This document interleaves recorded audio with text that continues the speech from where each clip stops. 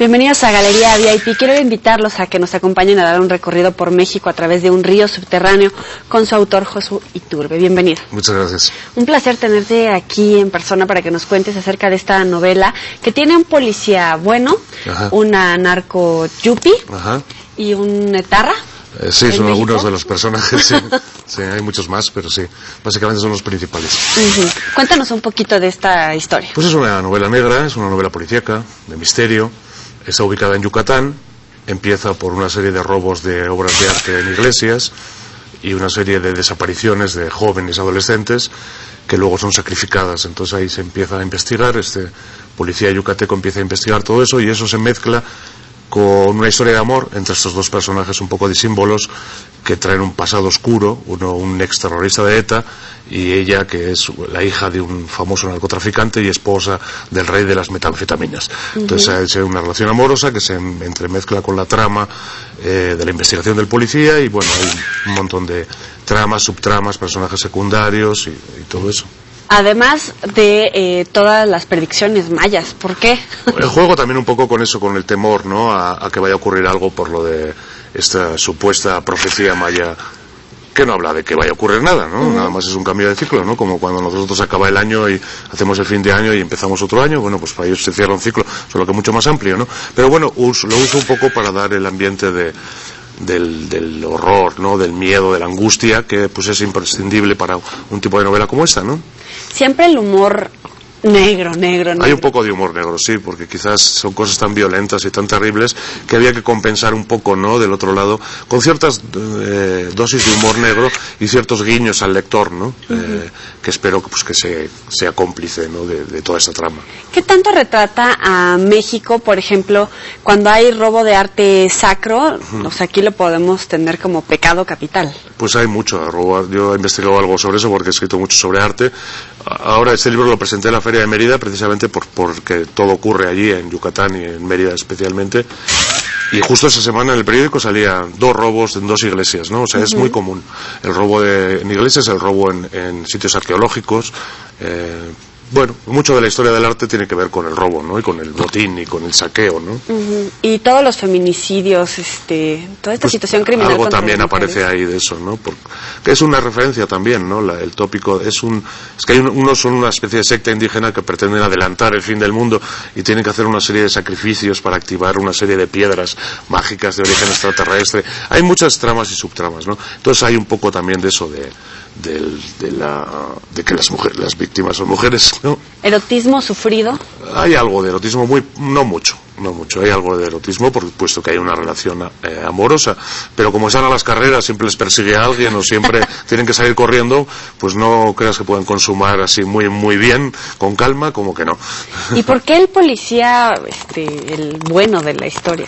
Pues porque normalmente las historias, bueno, primero porque tenemos una pésima imagen de la policía, como que siempre son ineficaces, corruptos, que no se resuelven los crímenes, y yo quería mostrar otro tipo de policía, un policía que cree en su trabajo, que tiene una ética personal, que es simpático, que no tiene grandes angustias y que le interesa su trabajo, ¿no? Frente a mucha de la novela negra siempre muestra como al policía, al inspector, al investigador, como un ser atormentado, justo se acaba de divorciar, está peleando la custodia de los hijos. Siempre es algún drama que muestra los problemas interiores del policía en relación con el caso que está investigando. En este caso, pues le quise dar la vuelta y que los que tuvieran los conflictos fueran todos los demás y que él, pues es un tipo que no tiene conflictos vitales, que él le gusta cómo vive y no tiene grandes pretensiones y le gustan las cosas sencillas y una buena comida yucateca, ¿no? Y echarse la siesta y ese tipo de cosas que pues no es tan habitual en este tipo de novelas, pero bueno, pues buscaba un poco de esa originalidad, ¿no? También que ocurra en Yucatán, ¿no? En un lugar pues que no hay tanta criminalidad, que es más bien un lugar para pasarla bien, de hermosas playas, del mar azul turquesa y las arenas la fina arena blanca, o sea, jugar con la parte del crimen en ese espacio como que era una contradicción que me gustaba que funcionara la novela, ¿no? Ahora que están tan de moda las novelas negras nórdicas, ¿no? De Larson o de Bankel o todos estos que siempre están en la nieve, en el frío, ¿no? Entonces era un poco jugar con ese tipo de oposiciones. A ver si se vuelven locos también en la playa yucateca. A ver, bueno, los yucatecos ya han hecho la campaña esta de ven a disfrutar el fin del mundo al Caribe, ¿no? Digo, por lo menos ellos sí se lo han tomado con sentido del humor, ¿no? Pero es un buen negocio, aunque sea turístico, creado sí, por los medios de comunicación. Yo creo que sí, ¿no? Que para ellos les va a resultar bien porque mucha gente va a ir. Ya sé que hay grupos y hay campamentos que están acopiando alimentos y quién sabe qué tantas cosas pensando que va a ocurrir algo, pero bueno, a lo largo de la historia de la humanidad siempre ha habido quien ha dicho que se va a acabar y pues no se acaba tan fácil, ¿no? Bueno, en lo que se acaba o no, hay que leer este libro. Pues sí, yo creo que sí que... Temas recurrentes en tus novelas, como en Femenino Criminal, digo, ahora mucho menos. La violencia, sí, es un tema, el abuso a la mujer también es un tema que suelo manejar, pues todo lo que nos interesa, ¿no? En la novela metí muchos tópicos de muchos miedos, ¿no? De muchas angustias que están en el presente, desde la crisis económica, la corrupción política, la guerra del narco, una enfermedad extraña que solo mata a los blancos. O sea, hay un montón de elementos para dorar la píldora de la novela en el sentido de que genere un poco de temor, un poco de angustia y eso haga que te interese seguir leyéndola, ¿no? Claro. ¿Cuál fue tu primera carta, poema, novela, dictado que te hizo saber que ibas a ser escritor? No sé, yo que desde que recuerdo escribo, o sea, cosas igual deleznables, ¿no? Que si las viera ahora igual me avergonzarían, ¿no? Pero no sé, yo creo que pues porque no sé, quién sabe. Mis referencias eran la Biblia y cosas así, entonces eran cuentos muy bíblicos, así medio.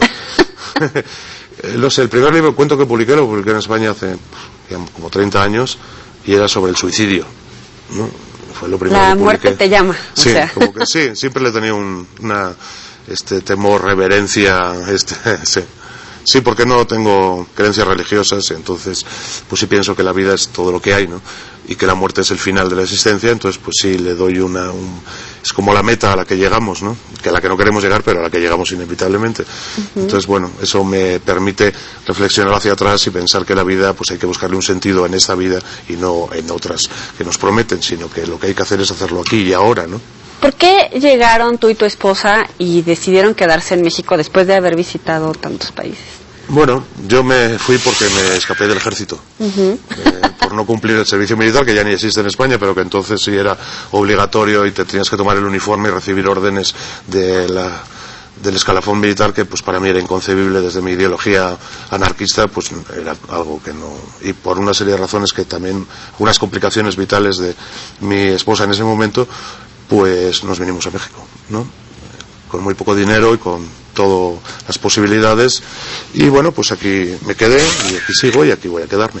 ¿Se abrieron fácil las puertas para tu pluma? Pues empecé haciendo crítica de arte, entonces no había mucha gente que escribiera crítica de arte en México y donde metí mis notas pues me las aceptaron y seguí publicando en el Universal, en el Excelsior, en el Economista, en muchos periódicos publiqué ya hace tiempo, ¿no? Porque pagaban tan mal que bueno, pues y luego también he escrito mucho sobre arte y como que me ha interesado menos últimamente.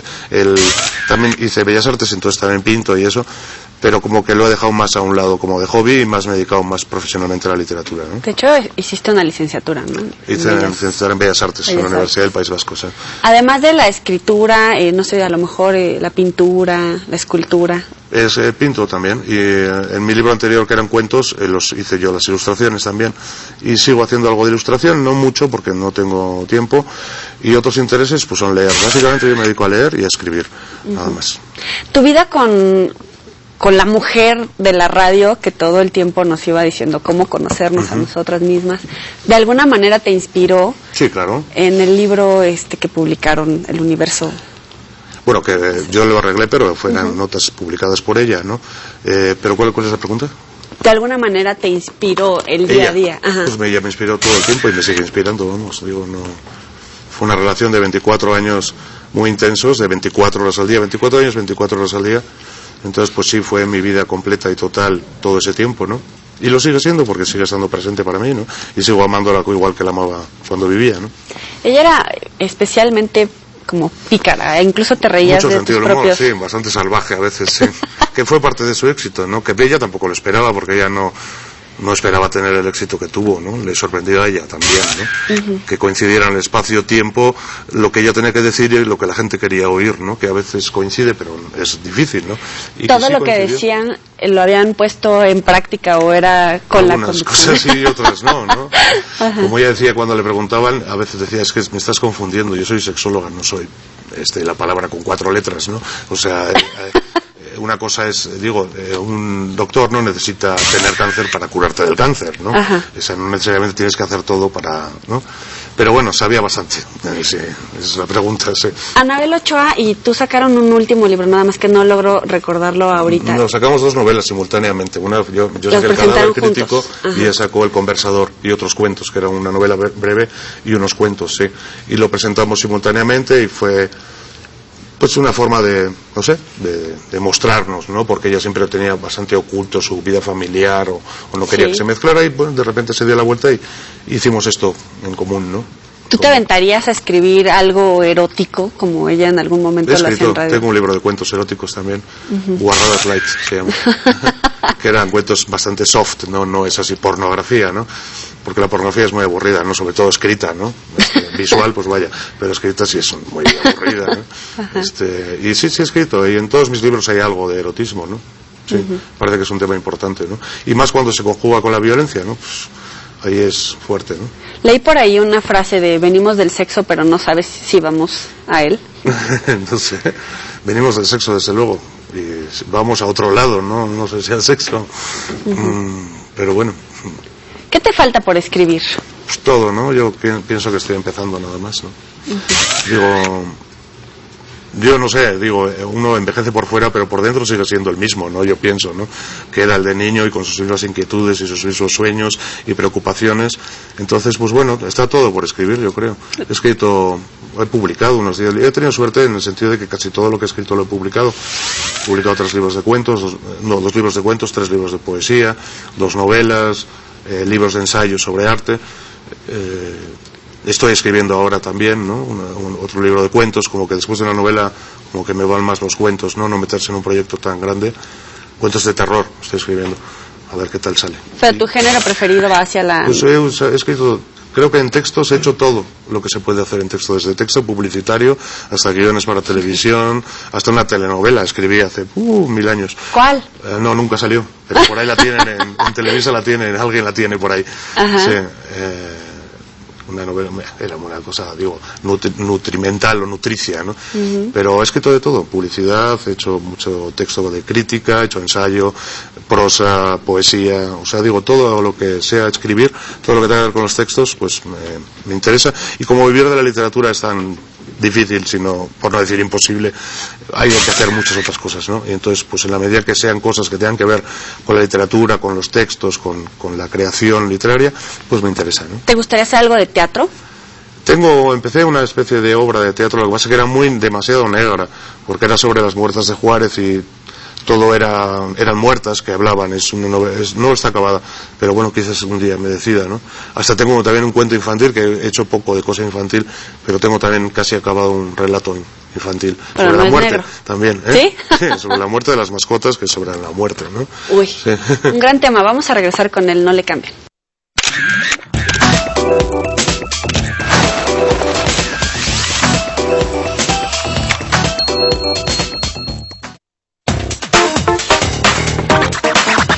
La semana llegó a su fin.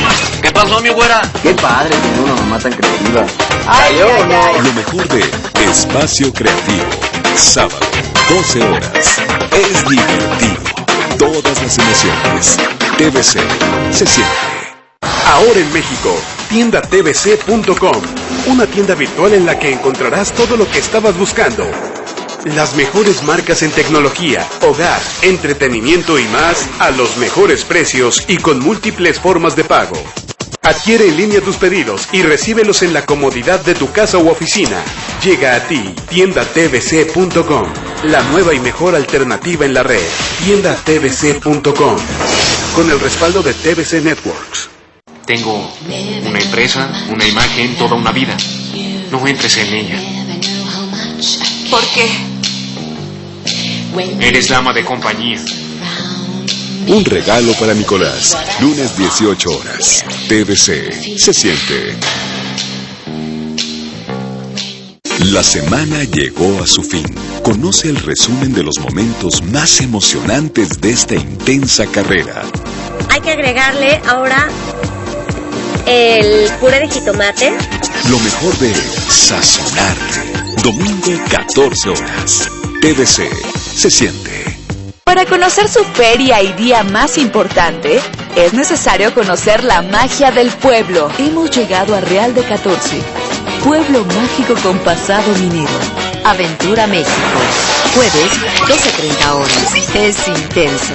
Todas las emociones. TVC. Se siente.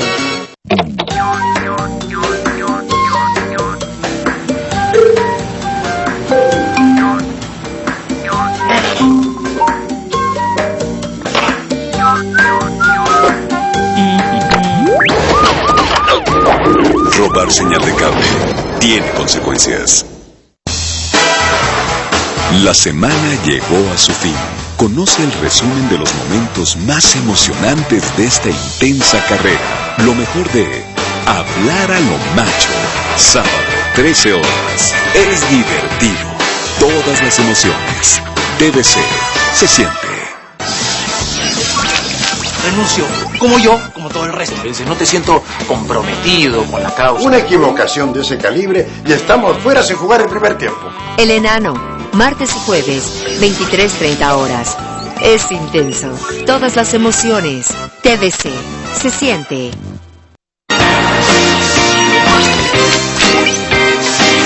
Estás viendo Galería VIP.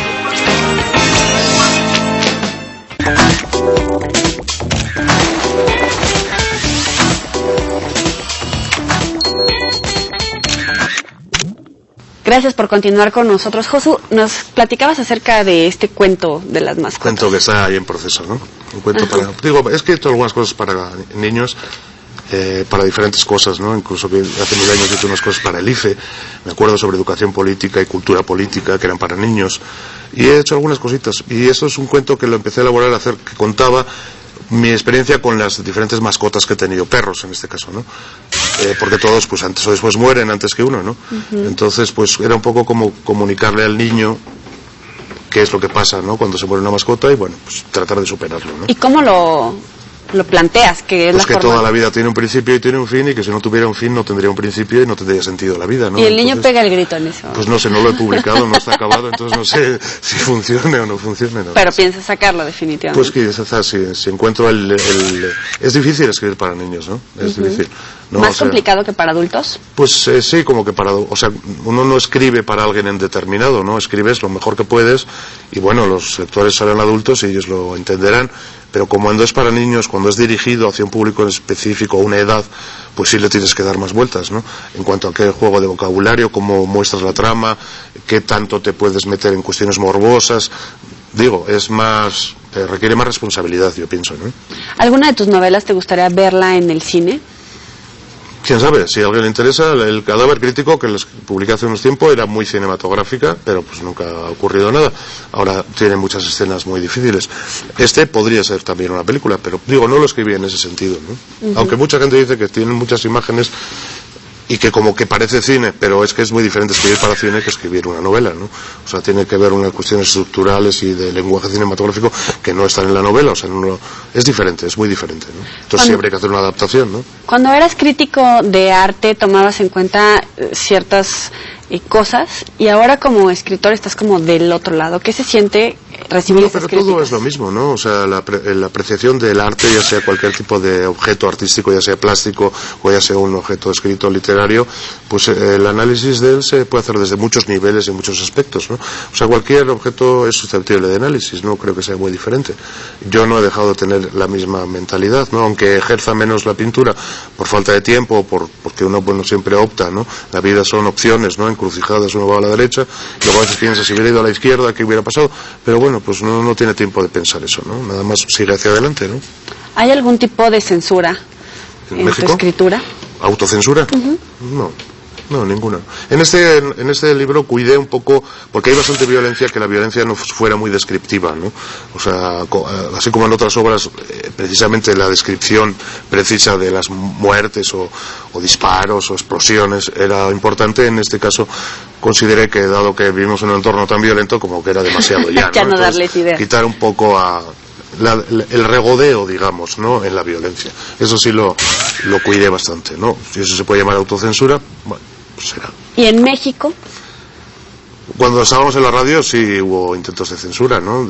Tanto de las estaciones como de, pues, Gobernación, que de repente mandaba apercibimientos y mandaba cosas, ¿no?, por uso de lenguaje grosero o dobles sentidos o cosas a veces muy chistosas, ¿no? Digo, lamento no haber guardado algunos de esos informes porque serían como para escribir una novela cómica, ¿no? Uh-huh. Pero bueno, digo, era mínimo, ¿no? Yo no he sentido en México la censura, ¿no? Realmente no. ¿Y eres partidario no solamente de utilizar, por ejemplo, el humor negro, sino en algunas ocasiones la picardía, los tonos un poco saturados para puede ser, porque no depende de la obra que estés trabajando. En este caso es más humor negro y hay algunos guiños al lector, ¿no?, de complicidad entre el autor y el lector, ¿no?, que espero pues que los agarren y que al leer sientan una empatía hacia los personajes y hacia el autor, ¿no? Pero por lo demás, pues no.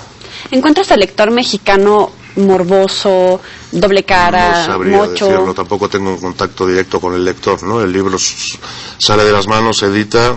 Lo más cercano que estoy de mi libro después de escribirlo es esto, que es promocionarlo, que es bastante ingrato, pero hay que hacerlo, porque son tantos libros publicados que, bueno, y luego con las políticas que tienen de que lo ponen una semana en la mesa de novedades y a la semana, si no se ha vendido, lo quitan y ya no lo vuelves a ver, ¿no?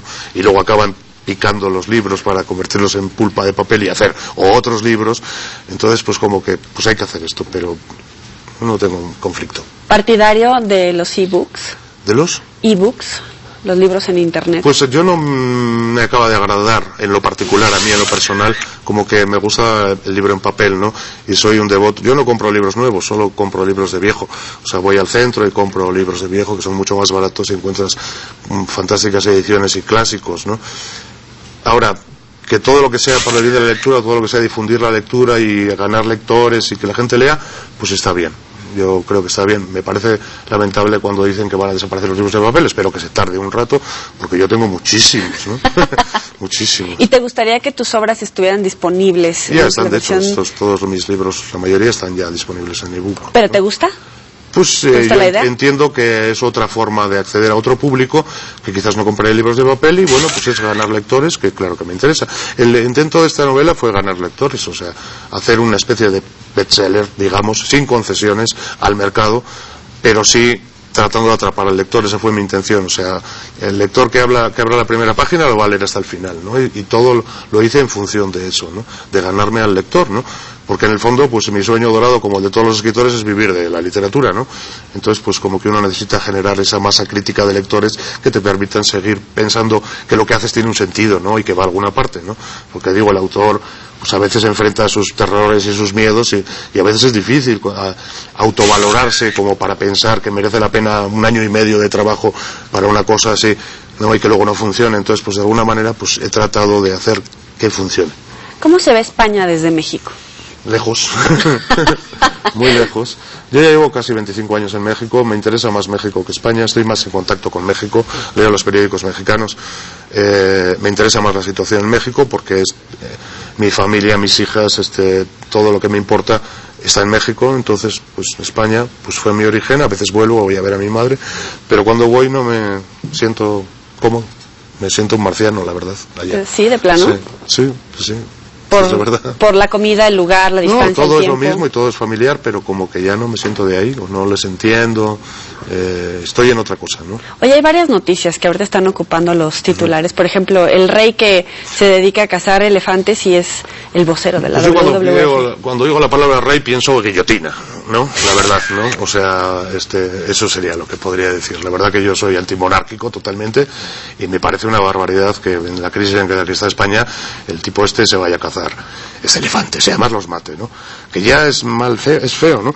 Pero bueno, ¿qué vamos a pensar de los Borbones, no? Digo, pues es que no puedo decir nada que se pueda decir al aire. La monarquía es detestable. no debe existir. Yo creo que no. Pero bueno, él hizo un papel en la transición en España y por eso se le aprecia y tiene un lugar en una transición forzada, con una constitución forzada. O sea, digo, no quiero entrar en política, pero vamos, o sea, nos lo tuvimos que comer de alguna manera y ahí está, ¿no? Y pues vive del erario público y bueno, pues habrá quien.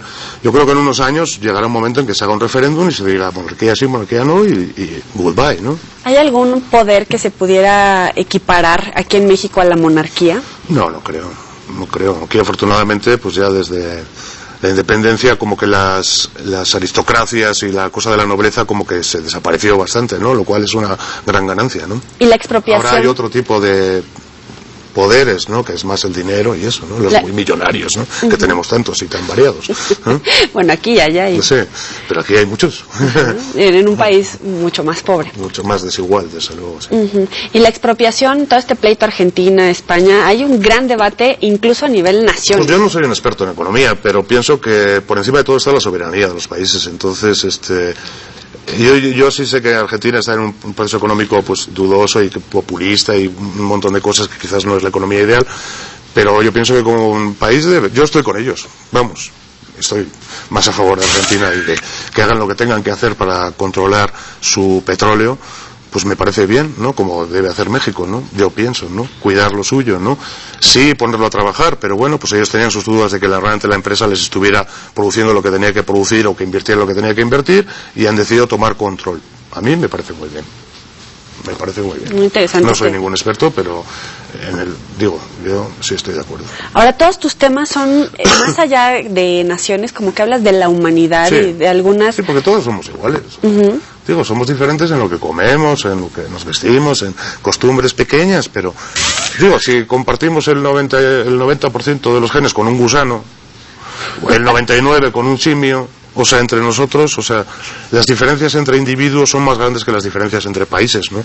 Entre un individuo y otro, por su pasado, por sus historias, tienen más que ver con las diferencias de los países y más en el mundo global ahora, que vivimos una cultura similar, vemos las mismas películas, o sea, vas a Roma, vas a París, vas a Nueva York y no sabes en qué ciudad estás porque hay un Zara, hay un Starbucks, todo es lo mismo, y vas a China igual, de todas partes, no sabes, a veces bajas de un avión y dices, ¿y dónde estaré? Porque es igual, son los mismos negocios, las mismas marcas multinacionales, o sea, se ha perdido mucho de lo propio, que es lo que creo que hay que defender, ¿no?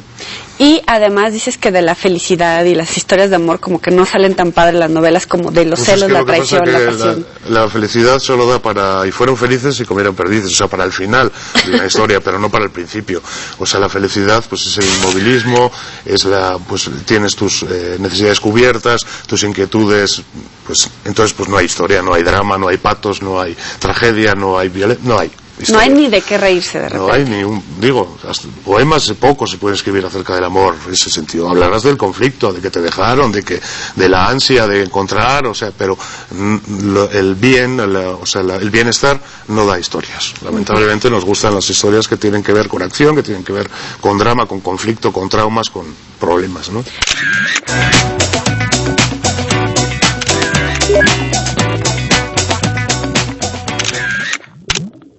Vámonos a los inventos literarios.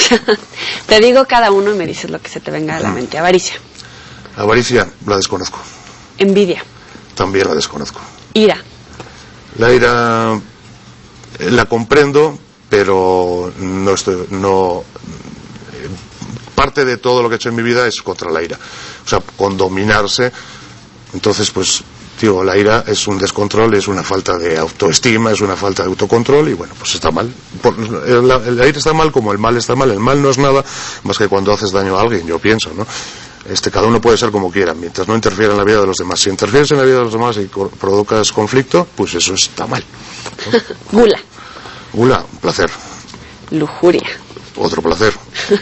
No sé si antes o después de la gula, pero ahí está. Con eso sí estoy de acuerdo. Pereza. La pereza, pues es una virtud. A veces yo me encantaría ser esa palabra que antes estaba como de moda y ahora que ya no, que ser diletante, ¿no? O sea, un estudioso, un lector, pero sin prisas y sin agobios y sin deadlines, ¿no? Pero bueno, lamentablemente no se puede. La última, soberbia. La soberbia, pues es un desconocerse a sí mismo, yo pienso, ¿no? O pensar que eres mejor que los demás. No sé, en general los pecados son unos conceptos morales que No sé. La soberbia yo la desconozco, desde luego. Creo que la desconozco, ¿no? Aunque mucha gente piensa que soy soberbio porque soy tímido, y a veces los tímidos parecemos otra cosa, ¿no? Arrogantes, petulantes. Arrogantes, sí, y soberbios, ¿no? Pero normalmente sí, creo que sí. Bueno, con eso nos quedamos. Muchísimas gracias por gracias a ti. Esta charla, y les recomiendo que lean Río Subterráneo para conocer otra historia por ahí de México. Nos vemos la próxima. Pásenla muy bien.